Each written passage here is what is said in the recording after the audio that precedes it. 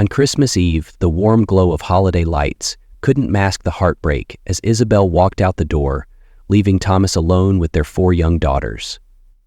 The laughter that once filled the house was replaced by tears and silence. Years later, fate brought her back, but this time she wasn't prepared for what she saw. The family she abandoned had flourished in ways she never imagined, and the sight of their strength, unity, and unshakable love left her utterly speechless. But before diving deeper into this story, let me know where you're watching from in the comments below. If you enjoyed this story, don't forget to subscribe and hit the notification bell so you never miss our next one. The warm glow of the Christmas tree lights danced across the living room, casting a magical shimmer on the walls. The smell of freshly baked gingerbread mingled with the faint aroma of pine needles, filling the air with a festive warmth. Laughter rang out as Thomas tried to balance an absurdly tall stack of brightly wrapped presents, wobbling precariously as Isabelle sat nearby, her hand resting on her rounded belly, chuckling at her husband's antics. "You're impossible," Isabelle teased, her brown eyes sparkling as she threw her head back, her laughter infectious. "Impossible to resist, you mean?" Thomas countered with a wink, grinning as he managed to steady the pile and deposit it near the tree. "See? Expert-level balance." Expert standing upright wasn't very expert, he thought. His mouth dropped open. Sophie, the eldest, at 5, giggled as she carefully hung another ornament on the tree, her little hands steady with concentration. "Daddy, you're so silly," she said, turning to admire her handiwork. Her eyes sparkled with a mix of excitement and pride as she adjusted the placement of her ornament, a glittering star she had made in preschool the week before. "Look at me, I'm a reindeer," squealed 3-year-old CLA, dashing around the room with red tinsel wrapped around her head. She galloped in circles, her laughter a high-pitched melody as Sophie tried to catch her. "Girls, careful," Isabelle warned, her voice gentle but firm. "We don't want to break anything, especially not your daddy." "Oh, I'm fine," Thomas assured her dramatically, collapsing onto the couch as if exhausted. "I'll just rest here while you handle the chaos." The girls squealed in mock protest, piling onto their father in a flurry of giggles and hugs. Isabelle watched them, her hand absent-mindedly stroking her belly as a soft smile spread across her face. The baby kicked gently, as if joining in the moment. Isabelle closed her eyes for a brief second, overwhelmed by the sheer joy and completeness of their family. "Mommy, Daddy, look what we made," Sophie and CLA shouted in unison, holding up colorful drawings of reindeer and snowmen. The crayon marks were uneven, but the joy in their eyes made them masterpieces. "These are amazing," Isabelle said, beaming as she leaned forward to examine the art. "You're both such talented artists." "Talented and fast," Thomas added, pulling them both close and peppering their cheeks with kisses until they squirmed away, giggling uncontrollably.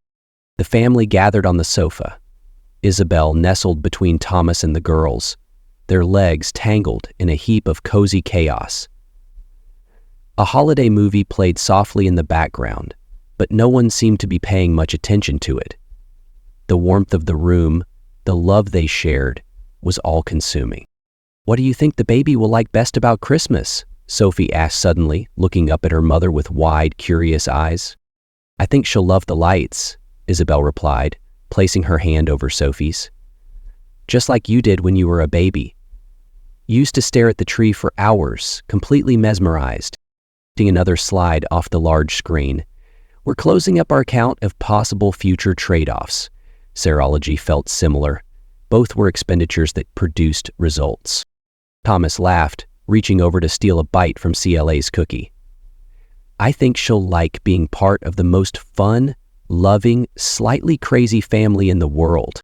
The girls cheered at this, their innocent joy echoing through the room. Isabelle leaned her head against Thomas's shoulder, her heart full to the brim. "This is perfect," she whispered, her voice almost lost in the flurry of giggles and chatter. Thomas turned to her, his expression softening. "It is," he agreed, kissing her temple.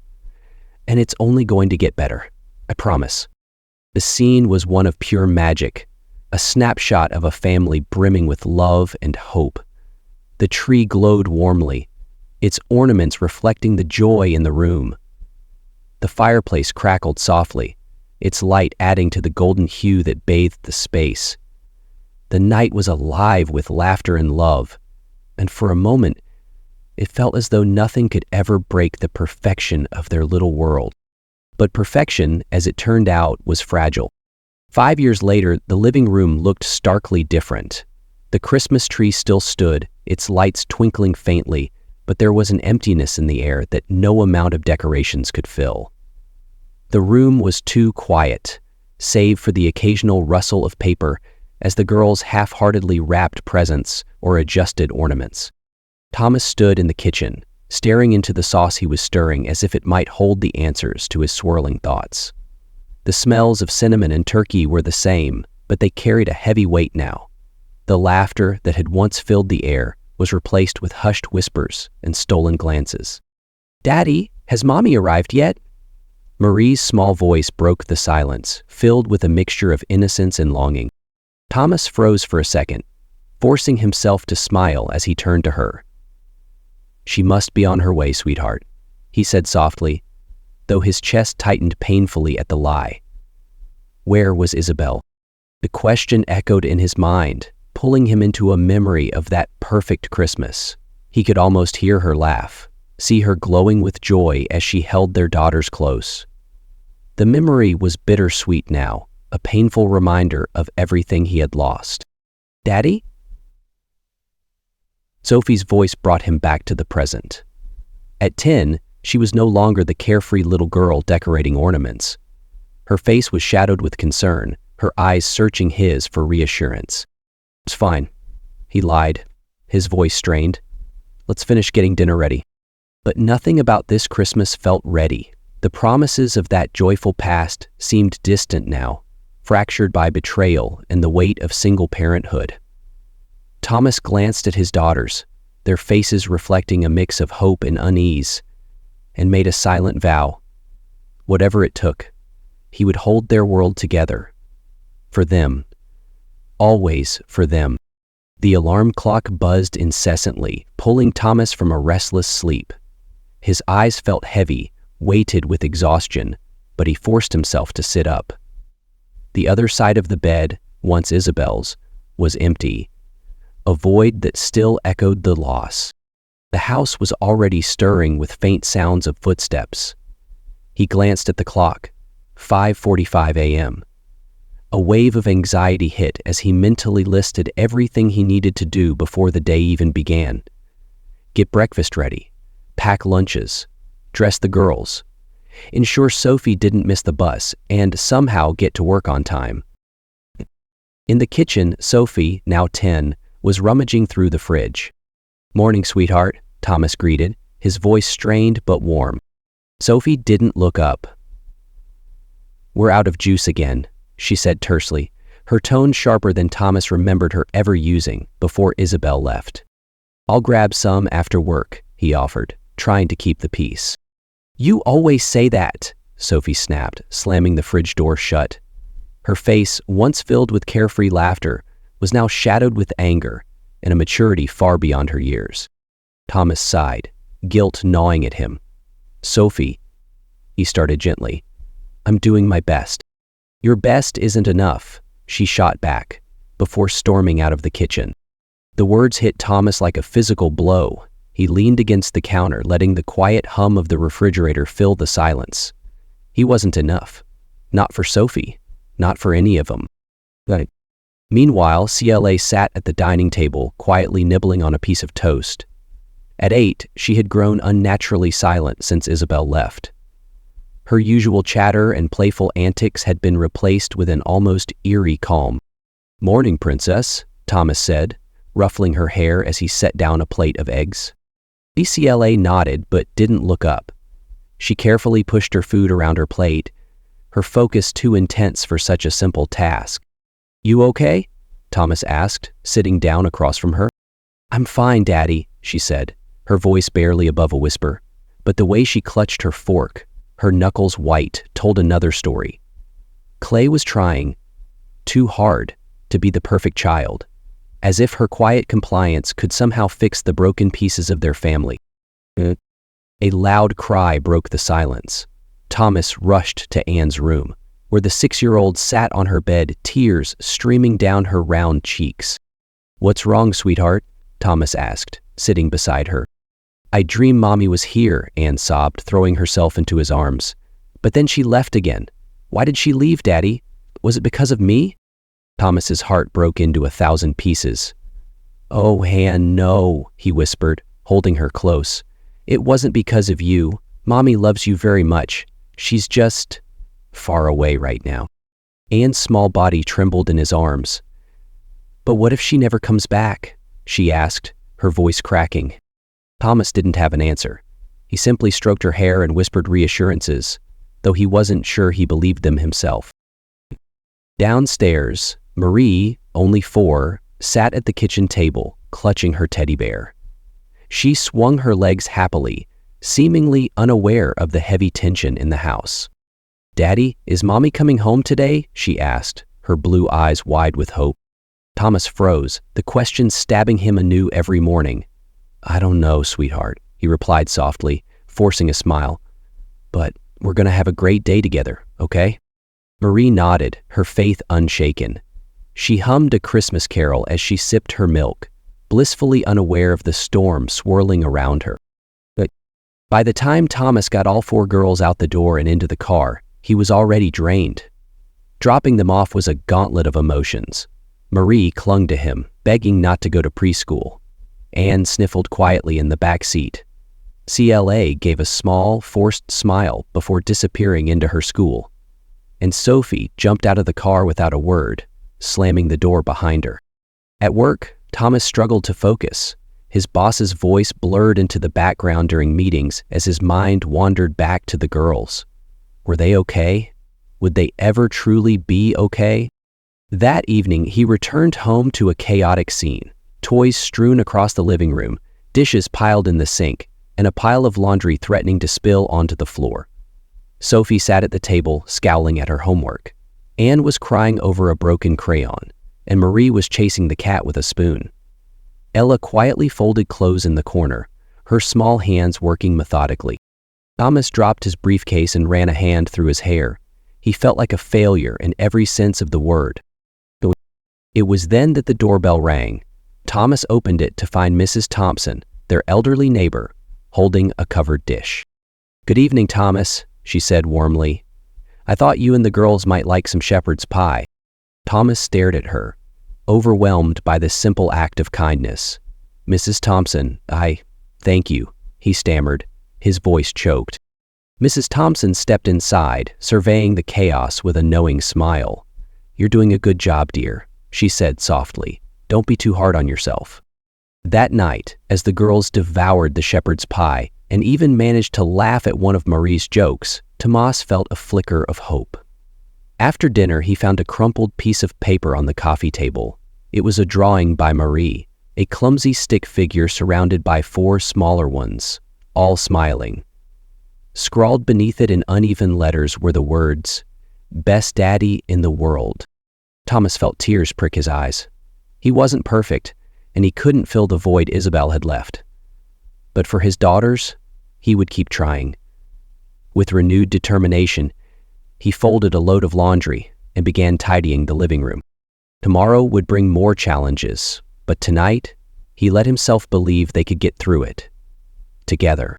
The Saturday afternoon sun bathed the Durand house in a warm glow, though inside, the atmosphere felt far from light.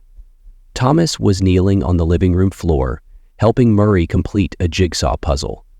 The others were scattered throughout the house, Sophie reading in her room, CLA practicing her handwriting at the kitchen table, and Anne idly coloring on the couch. The knock on the door was so unexpected that Thomas froze, the puzzle piece slipping from his fingers. Marie looked up, her wide blue eyes curious. "Daddy, who is it?" she asked. You'd almost think that he wanted to stay on the walk home, yet the sky was open and the moon was bright. He hadn't been expecting anyone. His heart quickened as he approached the door, a mix of instinctual protectiveness and unease creeping over him. He swung the door open and froze. Isabelle stood there, her hands trembling as they clutched the strap of her bag. Her hair was shorter and her face bore lines of exhaustion and regret, but her familiar brown eyes, shimmering with tears, left no doubt. It was her. "Thomas," she said softly, her voice cracking. For a moment, Thomas couldn't move. His mind raced, a cacophony of emotions clashing within him: anger, shock, confusion, and, buried deep, a flicker of something he refused to name: relief. "Isabelle," he managed, his voice flat, carefully controlled. "What are you doing here?" I've come back," she said, her voice trembling. "Please, I need to talk to you." The sound of her voice drew Sophie to the top of the stairs. She stared at Isabelle, her face a mask of disbelief that quickly twisted into anger. "No," Sophie said sharply, descending the stairs two at a time. "You don't get to just show up here like nothing happened." "Sophie," Thomas said firmly, stepping in front of her, "go back upstairs." "But," she began, her eyes flashing with fury. "Now," Thomas said, his tone leaving no room for argument. Sophie glared at Isabelle, her fists clenched, before storming back up the stairs. Her footsteps pounded against the floor, followed by the sharp slam of her bedroom door. Marie, still clutching her puzzle piece, tugged on Thomas's sleeve. "Is that Mommy?" she asked softly, her voice filled with innocent hope. Thomas's heart clenched. "Go play with Anne, sweetheart," he said gently.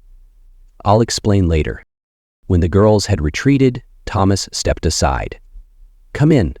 The living room felt stifling as Isabelle sat on the edge of the couch, her hands twisting nervously. Thomas stood across from her, his arms crossed, his stance protective and unyielding. "Cut off." "Why now?" he asked, his voice tight. "It's been 2 years, Isabelle. 2 years without a word."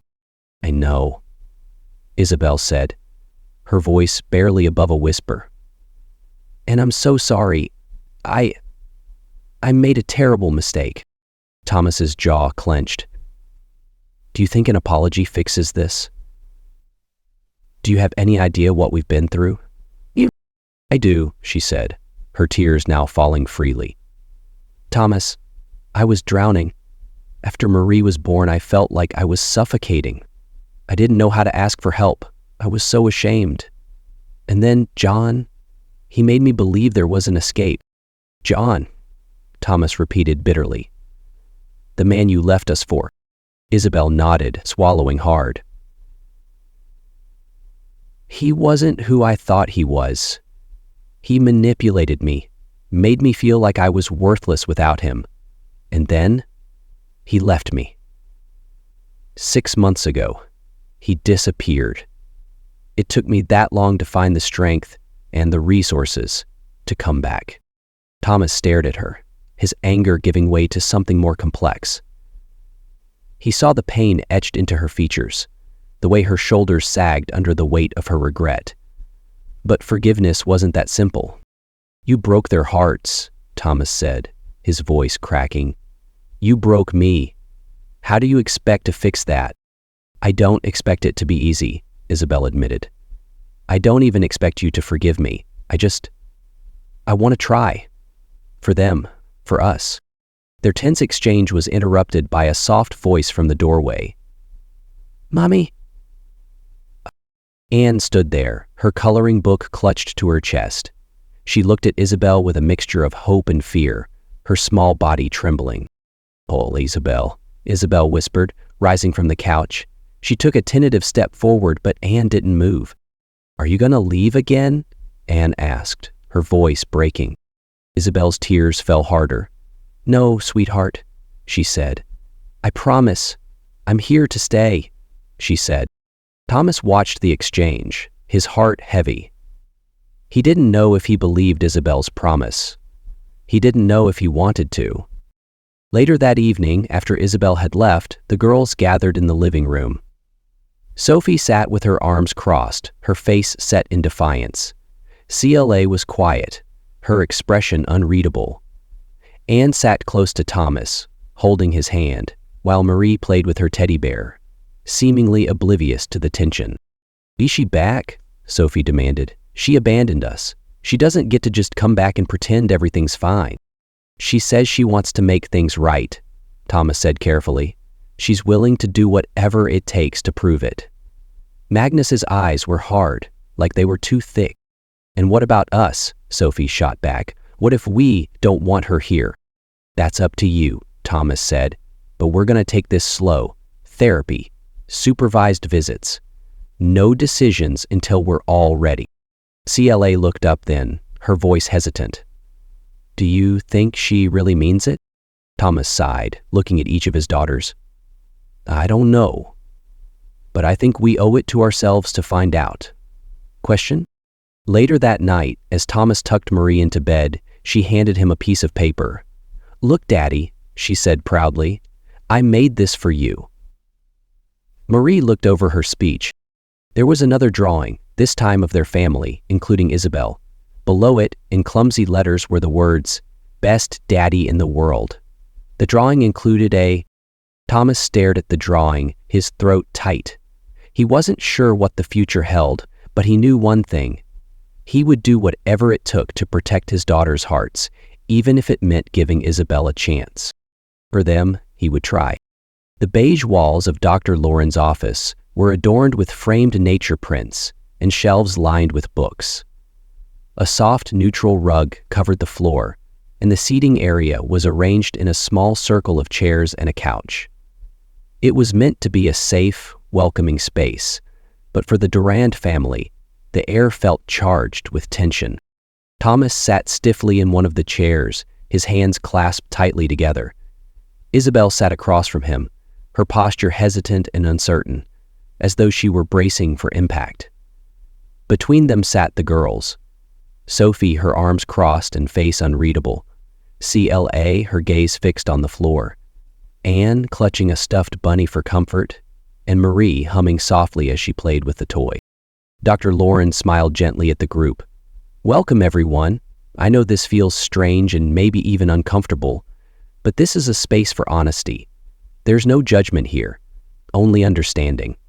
Let's start with something simple. How does everyone feel about being here today?" The silence that followed was deafening. Sophie was the first to speak, her voice sharp. "How do I feel? I feel like this is a waste of time. Why should we even bother?" Thomas inhaled deeply, ready to respond, but Dr. Lauren gestured for him to wait. "Sophie," she said calmly, "can you tell us more about why you feel that way?" Sophie's eyes darted to Isabelle, her anger breaking through. "We're done," she said, "because she doesn't care about us. If she did, she wouldn't have left. She abandoned us, and now she thinks she can just come back and say sorry? It's not that easy." Isabelle flinched, her eyes filling with tears. "Sophie," she said softly, "I know I hurt you." "Don't," Sophie interrupted, her voice trembling. "Don't act like you understand what it was like for me. I had to take care of everyone while you were off living your new life. I was the one who had to grow up." The room fell silent again, the weight of Sophie's words hanging heavily in the air. Isabelle wiped at her tears but said nothing, and Thomas leaned forward, his voice steady but soft. "Sophie, I didn't realize how much you were carrying. I should have seen it. I'm so sorry." Sophie's face softened for a moment, but she quickly looked away, blinking back tears. Over the next few sessions, more emotions began to surface. CLA, always the quiet one, hesitated to speak until Dr. Lauren asked her directly, "CLA, how do you feel about what's happening in your family right now, Dr. Lauren? That someone cares about me?" CLA shifted uncomfortably in her chair, her hands fidgeting with the hem of her sweater. I just want everyone to be happy again," she whispered. "I thought if I was good enough, if I didn't cause any trouble, maybe things would get better." But it didn't work. "Colette," Isabelle said, her voice breaking, "none of this was your fault. You're an amazing daughter, and you don't have to be perfect for us to love you." CLA nodded slightly, but her tears betrayed the depth of her struggle. Anne was next, Her small voice trembled as she admitted, "I'm scared.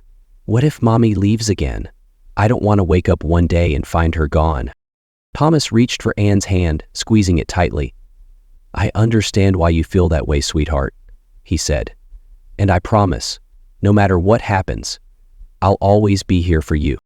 Isabelle leaned forward, her voice raw with emotion. "Anne, I'm so sorry I made you feel like that. I'm going to do everything I can to show you I'm here to stay." Marie, ever the optimist, simply said, "I'm happy Mommy's back. Now we can all be together again." The innocence in her words was both a balm and a knife, a reminder of what had been lost and what still might be regained. Gradually, small moments of healing began to emerge. One evening, as the family sat around the dining table, Thomas suggested decorating a Christmas tree together. At first, Sophie resisted, muttering, "What's the point?" But as the girls pulled out the box of ornaments, her curiosity got the better of her. Clay carefully hung her favorite glass star, Anne giggled as she placed a lopsided angel near the top, and Marie insisted on putting her teddy bear on one of the branches. Isabelle, watching quietly from the side, hesitated before picking up a delicate snowflake ornament. "Do you remember this one?" she asked softly, holding it up. "Sophie, you made this when you were 5. Sophie glanced at it, her expression softening despite herself. "It looks terrible," she said, but there was a faint smile on her lips. "It's perfect," Isabelle replied, placing it gently on the tree. Throughout the process, Mrs. Thompson became an unwavering pillar of support. She often stopped by with baked goods or simply sat with Thomas in the evenings, offering quiet words of wisdom. "Forgiveness isn't about letting someone off the hook," she told him one night. "It's about letting yourself heal." "The girls will follow your lead, Thomas. Show them what it means to be strong in love." Emma, too, played an essential role. At work, she took on extra tasks to lighten Thomas's load, and at home, she became a trusted confidant. One evening, after an especially emotional therapy session, Emma brought over dinner and sat with Thomas on the porch. "You're doing an incredible job," she said. "I know it feels impossible sometimes, but your girls see how hard you're fighting for them. That's what matters." Her words were a salve to his weary soul, and for the first time in years, Thomas felt like he wasn't alone in the struggle. As the weeks passed, the Duran family began to rediscover the rhythm of togetherness. The therapy sessions remained challenging, but the breakthroughs, however small, were beginning to outweigh the setbacks. Sophie allowed herself to laugh at one of Isabelle's jokes. CLA asked her mother to help with the school project. Anne climbed into Isabelle's lap for a story. Marie proudly declared that they were the best family ever. Each moment, fragile yet profound, was a step forward. Thomas watched it all unfold with cautious hope. He wasn't sure what the future held, but for the first time in a long while, he believed they might just find a way to heal together. The afternoon sun cast long shadows across the sidewalk as CLA pedaled her bike down the quiet street. Her helmet gleamed in the light, and a wide smile stretched across her face as she practiced her new tricks. She had been working tirelessly on them, eager to show off her skills at the park. The air was crisp, filled with the distant hum of neighborhood chatter. Then, it happened. The screech of tires on pavement. A dull thud. The sound of metal hitting the ground. Thomas's phone buzzed on his desk just as he was finishing a report at work. He almost ignored it, but something compelled him to glance at the screen. The caller ID displayed the name of CLA school, and a sharp pang of worry struck his chest. "Hello?" he answered, quickly. "Mr. Durand," a voice on the other end said, tense and urgent. "This is Principal Jennings. There's been an accident. CLA was hit by a car while riding her bike. She's on her way to the hospital now." The world seemed to tilt as Thomas gripped the edge of his desk. Is she okay?" His voice cracked. "She's in stable condition, but she sustained serious injuries. You should head to the hospital immediately." Thomas arrived at the emergency room in a blur of panic and adrenaline. Isabelle was already there, pacing near the waiting room, her face pale and streaked with tears. "Thomas," she choked, rushing toward him. "She's in surgery. They said she has a head injury and multiple fractures." Her voice broke, and she clutched at his arm for support. Thomas nodded stiffly, his jaw clenched. His emotions churned, fear, helplessness, and an unexpected flicker of gratitude that Isabelle was there. "Where are the girls?" he asked, trying to ground himself in practicalities. "Mrs. Thompson is with them," Isabelle replied, wiping her eyes. "She came over the moment I called." They sat in agonizing silence, the sterile smell of the hospital and the muffled beeps of machines adding to the oppressive weight of the moment. Hours later, a surgeon emerged, pulling down his mask. "Mr. and Mrs. Durand?" Both stood immediately. "The surgery went well. Clea is stable, but she has a long road ahead. There's significant damage to her leg, and she'll need extensive physical therapy. For now, she's being moved to recovery." Relief flooded Thomas, though it was tempered by the doctor's warning. He turned to Isabelle, her tears flowing freely now, and nodded. "She's going to be okay." The family visited CLA in shifts, her hospital room becoming a hub of both worry and love. Sophie, still guarded, stood by the door during her first visit, her arms crossed. "Do you want to sit with her?" Isabelle asked gently. Sophie hesitated before stepping closer to her sister's bed. CLA's pale face and the cast on her leg seemed to shake something loose in Sophie. She reached out, brushing a strand of hair from CLA's forehead. "Hey," she whispered. "You scared us." Twyla stirred, her voice weak but determined. "Sorry." "Don't be stupid," Sophie muttered, though her voice cracked with emotion. "Just get better." Thomas watched from the corner, tears threatening as he saw the first glimpse of Sophie's protective love for her mother returning. In the weeks that followed, CLA's recovery became the family's central focus. Isabelle threw herself into caregiving, with a determination that surprised even Thomas. She attended every physical therapy session, encouraged CLA through painful exercises, and stayed up late at night to soothe her tears of frustration. One evening, as Isabelle adjusted the pillows around Cleo, Sophie watched from the doorway. "You're really trying, aren't you?" Sophie said, her voice hesitant but lacking the anger it once held. Isabelle looked up, startled. "I am," she replied softly. "I know I can't undo what I did, but I want to be here for you now." Sophie nodded, not quite smiling but not glaring either. "Good. She needs you." Meanwhile, Emma became an even greater source of support for Thomas. She checked in daily, often stopping by the hospital with meals or simply offering a listening ear. One evening, she found Thomas sitting alone in the hospital cafeteria, his head in his hands. "So, hey," she said, placing a cup of coffee in front of him, "you've been carrying this all on your own for too long." Thomas looked up, his exhaustion evident. "I'm trying to hold it together for them, but I feel like I'm failing." "You're not failing," Emma said firmly. "You're doing everything you can, and it's okay to lean on people. You don't have to do this alone."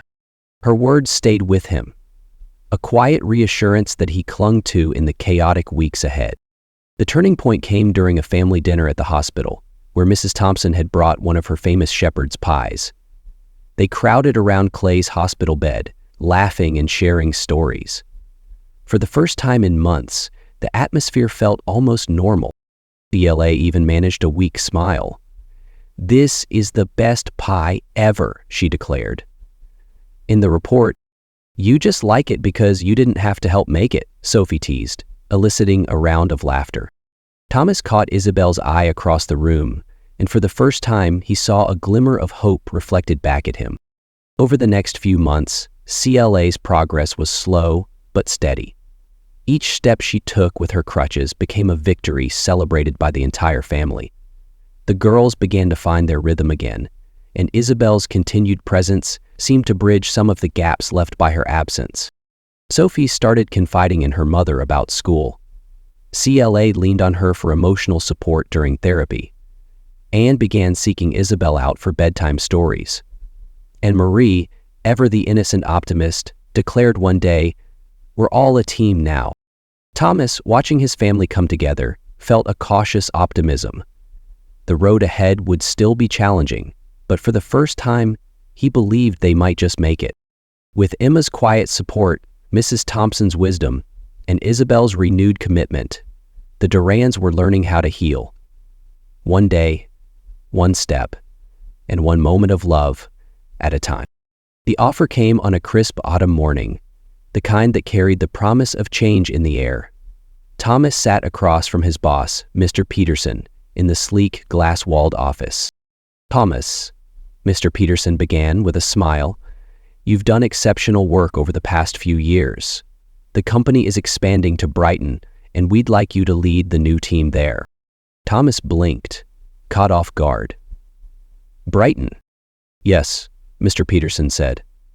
"It's a big opportunity. Higher pay, more responsibility, and a fresh start. We'll need your answer by next week." Thomas left the office that day with mixed emotions. Brighton promised a brighter future, but it also meant uprooting the fragile balance his family had worked so hard to achieve. The girls had just begun to heal, and Isabelle was still earning back their trust. Would a move undo all their progress? That evening, Thomas gathered the family in the living room. The girls sat on the couch, curiosity etched on their faces. Isabelle perched on a nearby chair, her expression cautious. "I have some news," Thomas began, glancing at each of them. "I've been offered a promotion, but it requires moving to Brighton." The room fell silent. Sophie, now 13, was the first to react. "No way," she said, crossing her arms. "I'm not leaving my school, or my friends." Anne looked worried. "Will I still get to see Mrs. Thompson?" she asked softly. Marie, ever optimistic, chimed in. "Does Brighton have ice cream, Daddy?" Mr. Weaver smiled at her. Della, the quietest of the group, furrowed her brow. "It sounds like a big change," she said carefully. "What do you think, Dad?" Palmer sighed, rubbing the back of his neck. "It is a big change. But it could also be a fresh start, a chance to build something new. I wouldn't even consider it without talking to all of you first." The days that followed were filled with family debates. Sophie was the most resistant, slamming doors and muttering about how unfair it was. CLA researched Brighton online, pointing out parks and schools that sounded promising. Anne clung to Thomas, worried about leaving the familiar. And Marie simply asked endless questions about their potential new home. Isabelle, observing the tension, made a surprising suggestion one evening.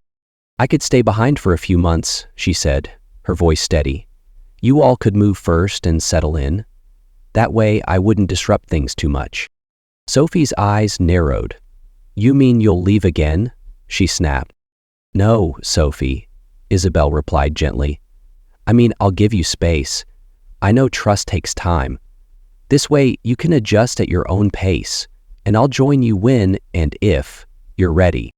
Her words hung in the air, a mix of practicality and humility. For the first time, Sophie didn't lash out. Instead, she nodded, a small but significant gesture of understanding. By the time Thomas gave his answer to Mr. Peterson, the family had come to a tentative consensus. They would move to Brighton together, but Isabelle would find a separate apartment nearby, allowing the girls time to adjust. The weeks leading up to the move were a whirlwind of packing, goodbyes, and bittersweet moments. Mrs. Thompson came over with baked goods nearly every day, promising to visit as soon as she could. Emma, ever supportive, helped Thomas organize logistics, offering her own warmth and encouragement. "Brighton sounds like a wonderful place to start fresh," Emma told him over coffee one evening. "And you'll make it feel like home, just like you've done here." Her words carried a deeper meaning, one that made Thomas's heart ache with gratitude and something more. The move itself was chaotic but hopeful. The girls were quiet as they arrived at their new house, taking in the unfamiliar neighborhood. The air smelled of salt from the nearby sea, and the faint sound of waves crashing carried on the wind. Marie was the first to break the silence. "It's pretty," she declared, pointing at the flower boxes on the windowsills. Her excitement brought smiles to the others' faces, and slowly the family began to explore their new home. Adjusting to life in Brighton came with its challenges. Sophie still resisted, often retreating to her room. But there were moments, like when she discovered the local volleyball team, that hinted at her softening. Clay thrived in the city's vibrant atmosphere, frequently biking along the waterfront. Anne found solace in an art club at her new school, while Marie charmed everyone with her endless curiosity. One weekend, Thomas suggested a family outing to the beach. Though hesitant at first, the girls soon found themselves laughing as they splashed in the waves and built sandcastles. Isabelle joined them, her separate apartment close enough to stay involved. It was a small victory, a glimpse of the harmony they were rebuilding. Emma continued to be a steady presence in Thomas's life. She visited often, bringing small gifts for the girls and sharing quiet moments with Thomas after the chaos of the day. One evening, as they walked along the beach, Thomas turned to her, his voice tentative. "I don't know how I would have done this without you," he admitted. Emma smiled, her eyes warm. "You've done it, Thomas. I'm just here to remind you that you're not alone." Their connection deepened, though Thomas remained cautious. His focus was still on his daughters and ensuring their transition to Brighton was as smooth as possible. The turning point came during a family dinner, one of the first that truly felt like home. They sat around the table, the scent of roasted chicken and freshly baked rolls filling the air. Sophie, to everyone's surprise, shared a story about her new school. Keila talked about a park she'd discovered, and Anne proudly displayed a drawing she'd made of their new house. Even Isabelle, though still on the periphery, seemed at ease. She laughed at Marie's jokes and helped Anne cut her chicken, her maternal instincts shining through. As the evening wound down, Sophie glanced at Isabelle. "You're really trying, aren't you?" she asked, her voice hesitant. "I am," Isabelle replied, meeting Sophie's gaze. "And I'll keep trying, for as long as it takes." Sophie nodded, a small but meaningful step toward reconciliation. Brighton, with its salty air and endless horizons, became a symbol of hope for the Durand family. They weren't perfect, and the scars of the past still lingered. But they were learning to navigate their new beginning together. And as Thomas sat on the porch one quiet evening, watching his daughters laugh in the garden, he allowed himself to believe that, perhaps, they were finally on the path to healing. The faint sound of carols played on the radio as snowflakes began to drip softly outside the Durand family's home in Brighton. The warm glow of string lights wrapped around the house contrasted with the crisp winter air. Inside, the aroma of roasted turkey, cinnamon, and freshly baked cookies filled the air, mingling with the sound of laughter and chatter. Thomas stood in the kitchen, carving the turkey with practiced hands. His heart was full as he listened to the sounds of his daughters in the living room. Sophie, now 14, was helping CLA hang the last of the handmade ornaments on their Christmas tree. Anne sat on the floor, carefully arranging presents beneath it, while Marie danced around with her teddy bear, singing along to the carols. "It's perfect," Isabelle said softly, standing in the doorway. She had offered to help, but Thomas had insisted she relax. Her eyes lingered on the scene, a bittersweet smile on her lips. "Perfect might be a stretch," Thomas joked lightly, glancing at her. "But it's ours." She nodded, her gaze shifting to the snow falling outside. "Thank you, Thomas, for giving me a chance to be here again." Thomas simply nodded, his heart too full to speak. The dining room glowed with the soft light of candles and a centerpiece of holly and pine cones. The family gathered around the table, their laughter bubbling as they passed plates of food and shared stories. "This is amazing, Dad," Marie exclaimed, her face lit up with delight. "Even better than last year." "Probably because I didn't burn anything this time," Thomas teased, earning a round of giggles from the girls. Isabelle, who had grown stronger and more confident since her accident, raised her glass of sparkling cider. "To Dad," she said with a smile, "the best chef and the best dad in the world." Xavier. The toast was met with cheers, but Sophie's voice rose above the others. "And a mom," she added, glancing at Isabelle, "for being here and trying." The room fell silent for a moment, all eyes turning to Sophie. Isabelle's breath hitched, and tears shimmered in her eyes. "Sophie," Isabelle said softly, her voice unsteady, "I was really mad at you," Sophie admitted, her words careful but honest. "For a long time. But I see how much you've tried. And I think I'm ready to forgive you." Isabelle's tears spilled over as she rose from her seat, walking around the table to embrace her eldest daughter. Sophie stiffened for a moment before leaning into the hug. "Thank you," Isabelle whispered. "That means everything to me." Thomas watched the scene unfold, his chest tight with emotion. It was a moment he had hoped for, but never dared to expect. After the meal, the family gathered in the living room by the crackling fire. Mrs. Thompson, who had joined them for the celebration, shared stories of Christmases past, her warm laughter filling the room. Emma arrived shortly after, carrying a homemade apple pie. The girls rushed to greet her, their affection for her evident in the way they hugged her tightly. Once everyone had settled, Thomas stood by the fireplace, clearing his throat.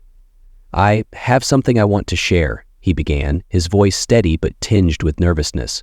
He glanced at Emma, who smiled encouragingly. "Over the past few years, we've been through so much," Thomas continued, looking at his daughters. "We've lost, we've struggled, but we've also grown. And through it all, I've had the privilege of being your dad, of seeing how strong and amazing each of you are." The girls beamed at him, their love and pride evident. "And now," he added, reaching for Emma's hand, "I'm ready to take the next step in building a new chapter for our family. Emma and I are engaged." The room erupted into cheers. CLA and Anne jumped up to hug their father and Emma, while Marie squealed with delight. Even Sophie, who had been cautiously observing, broke into a smile. "About time, Dad," she teased, earning laughter from everyone. Isabelle, sitting quietly in the corner, raised her glass. "To new beginnings," she said warmly, her eyes meeting Thomas's, "and to a beautiful family." Thomas drew a deep breath to follow that honorable intention. As the evening wound down, the snow outside grew heavier, blanketing Brighton in a pristine white. The girls played board games by the fire, while the adults sipped mulled wine and exchanged quiet conversations. Isabelle and Emma shared a rare moment of camaraderie, discussing everything from gardening to the girls' quirks. Thomas stepped outside onto the porch, taking a moment to himself. The crisp night air filled his lungs as he gazed at the falling snow. His mind wandered to the journey that had brought them here, the heartbreak, the struggles, the nights he had felt like giving up. But every step, every challenge, had led to this. He thought of Sophie's reconciliation with Isabelle, of CLA's resilience after her accident, of Anne's newfound confidence, and of Marie's boundless joy. He thought of Emma, who had stood by him with unwavering support, and of Isabelle, who had worked tirelessly to regain her place in their lives. The snowflakes sparkled under the porch light, each one unique, fleeting, yet part of something much larger, just like their family. Thomas smiled to himself, a sense of peace washing over him.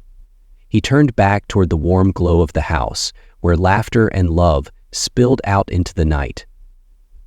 Whatever the future held, he knew they would face it together, stronger and more united than ever. As the clock struck midnight, officially welcoming Christmas Day, Thomas made a silent promise to nurture the love, gratitude, and forgiveness that had brought them to this moment, not just today, but every day. Because this was the true miracle of Christmas, a family forged not by perfection, but by resilience, hope, and unconditional love. As the snow continued to fall gently over their Brighton home, the Durand family settled into the warmth of their shared Christmas evening. The fire crackled softly, the room filled with the sound of laughter and the glow of connection, a perfect tableau of the journey they had taken together. As the family looked toward the future, they did so with renewed hope and unity. The drawing Marie had made years ago, a stick figure family smiling under the words, "Best Daddy in the World," had been framed and now hung in their living room. It stood as a reminder of where they had been and how far they had come. Outside, the snow blanketed Brighton, a symbol of new beginnings and the clean slate they had fought to create. Inside, They were no longer just a group of people healing from loss. They were a family, whole in their imperfection, bound by a love that had been tested and proven true. As Thomas reflected on the past years, he knew their journey wasn't over. There would be more challenges, more moments of doubt, and more hard work. But he also knew, with unwavering certainty, that they would face it all together. Because family isn't about perfection. It's about resilience, forgiveness, and the small, everyday choices that weave the fabric of unconditional love. This was their story, a story of healing, of growth, and of a love strong enough to withstand the storms of life. And as the Christmas snow fell softly outside, it was also a story of hope for the future, shining as brightly as the tree lights in their living room.